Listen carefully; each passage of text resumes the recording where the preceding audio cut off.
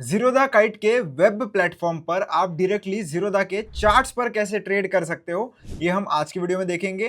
Trade कैसे लेना है, ट्रेड पर स्टॉप लॉस कैसे लगाना है, ट्रेड पर टारगेट कैसे लगाना है, इन सारी चीज़ों का मैं आपको समझाऊंगा और मैं आपको ये भी बताऊंगा कि कैसे आप कीबोर्ड के शॉर्टकट्स यूज करके भी ट्रेड कर सकते हो। तो बहुत ही एफिशिएंट वे में आप चार्ट्स पर ट्रेड कर सकते हो। चलिए एग्जांपल्स के साथ समझते हैं। तो मैंने लॉगिन कर लिया है, आप भी लॉगिन पहले कर लेना। लॉगिन करने के बाद जिसमें भी आपको ट्रेड करना है उसका सिंबल आप इधर सर्च बार में सर्च कर सकते हो। हम SBIN का जो है वो एग्जांपल ले लेते हैं, कोई भी बाय सेल रिकमेंडेशन नहीं है, सिर्फ एग्जांपल है।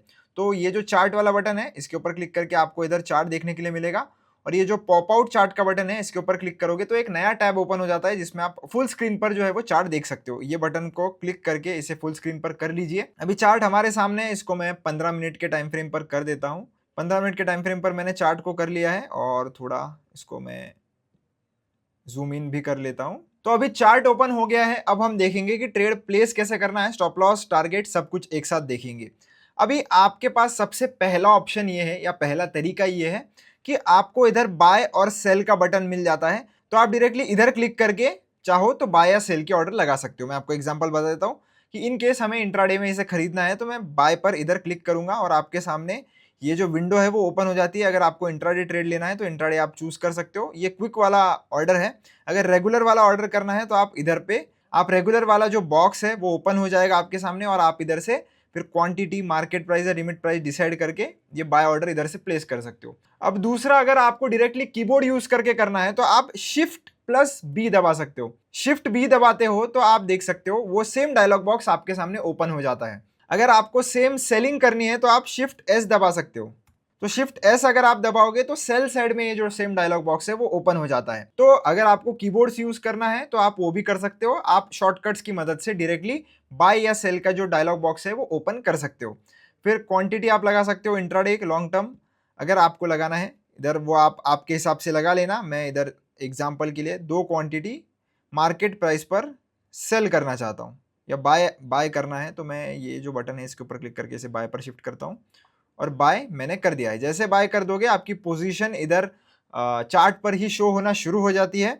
अब अगर आपको ये पोजीशन को एग्जिट करना है तो आप ये क्रॉस वाला जो बटन है इसके ऊपर क्लिक कर सकते हो। इस पोजीशन को रिवर्स करना है, मतलब ये बाय साइड की पोजीशन है, इसको सेल साइड में कन्वर्ट करना है।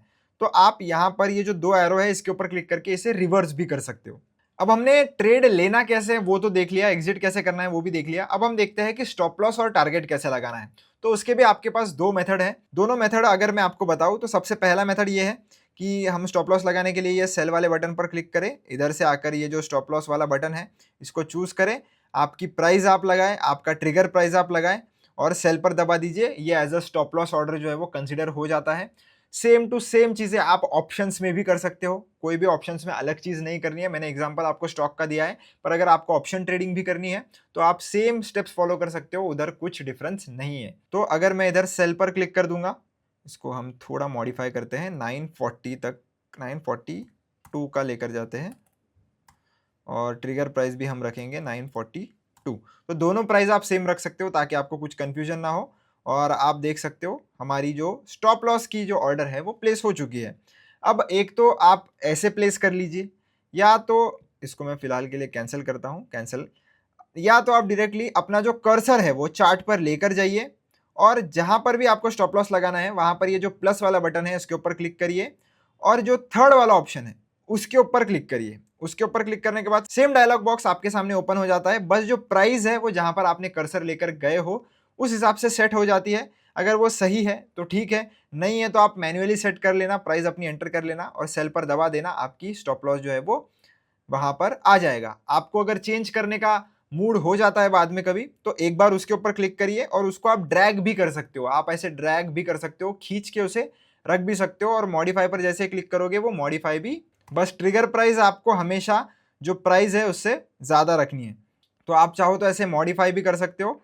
टारगेट लगाने के लिए क्या करना है, टारगेट लगाने के लिए सेम, या तो आप सीधे इधर से प्लस वाला आइकन यूज करके उसके ऊपर क्लिक कर दो जहां पर आपको टारगेट करना है और जो पहला वाला ऑप्शन है उसके ऊपर क्लिक कर दीजिए और जो भी प्राइस या टारगेट आपको लगाना है वो आप इधर ऑटोमेटिक आ जाता है क्योंकि आपने कर्सर लेकर गया था, वो वाली प्राइस आपको चाहिए वही आ जाती है तो ठीक है, नहीं तो मैन्युअली आप इधर से इसको मॉडिफाई भी कर सकते हो 965 सेल पर दबा दिया, ये आपका एज अ टारगेट सेट हो गया। हाँ, आप ऑप्शन ट्रेडिंग करोगे और स्टॉप लॉस और टारगेट अगर एक साथ लगाने जाओगे, ऑप्शन बाइंग का आपने ट्रेड लिया है तो उस केस में आपके अकाउंट में सफिशिएंट मार्जिन होना चाहिए, तभी दोनों आप एक साथ लगा सकते हो। नहीं तो एट अ टाइम आपसे या तो टारगेट लगेगा या तो सिर्फ स्टॉप लॉस लगेगा। दोनों एक साथ लगाने के लिए आपके अकाउंट में कम से कम 2.5-3 लाख रुपए तो भी एक्स्ट्रा पड़े हुए होने चाहिए, तभी दोनों ऑर्डर एक साथ प्लेस होती है, नहीं तो नहीं होती है। तो इसको मैं कैंसिल कर सकता हूँ। टारगेट की प्राइस आपको बढ़ानी है, एक बार उसके ऊपर क्लिक करिए और उसको आप खींच के नीचे भी लेकर आ जाओगे और मॉडिफाई कर दोगे तो वो उस हिसाब से मॉडिफाई भी हो जाता है। तो बहुत ही ईजिली आप ऐसे चार्ट्स पर ट्रेड कर सकते हो। मान लेते हैं कि ये जो ट्रेड है वो मैं इधर से ही मैन्युअली क्लोज कर देता हूँ। सेल पर क्लिक कर दिया, ये मेरा ट्रेड क्लोज हो गया। तो अभी भी आप देखोगे कि आपकी जो ऑर्डर्स है, जो टारगेट और स्टॉप लॉस की ऑर्डर्स है, वो अभी भी पेंडिंग है। तो इनको आपको कैंसिल करना पड़ेगा, क्योंकि इधर पेंडिंग ऑर्डर्स का आपको अलग से कोई भी बटन नहीं देखने के लिए मिलता। तो आप इधर से आप जितनी भी ऑर्डर्स आपको चार्ट पर दिख रही है वो याद से कैंसिल कर लेना। इन केस अगर आप कैंसिल करना भूल जाते हो तो आपका जो ऑर्डर है वो वैसे ही रहेगा चार्ट पर, और अगर प्राइस उसको हिट करती है तो आपका एक नया ट्रेड शुरू हो जाएगा। तो इससे आपको बचना है तो हमेशा याद रखना कि कोई भी पेंडिंग ऑर्डर आपका ट्रेडिंग होने के बाद नहीं बचनी चाहिए।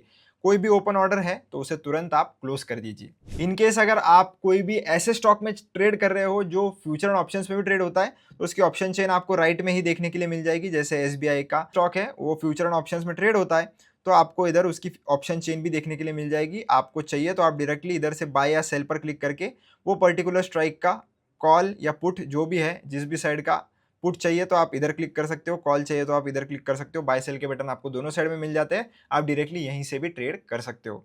अगर वीडियो पसंद आया हो तो चैनल को लाइक शेयर सब्सक्राइब जरूर से कर देना। अगर कोई डाउट है तो आप मुझसे कमेंट सेक्शन में पूछ सकते हो। मिलता हूँ आपसे नेक्स्ट वीडियो में। धन्यवाद।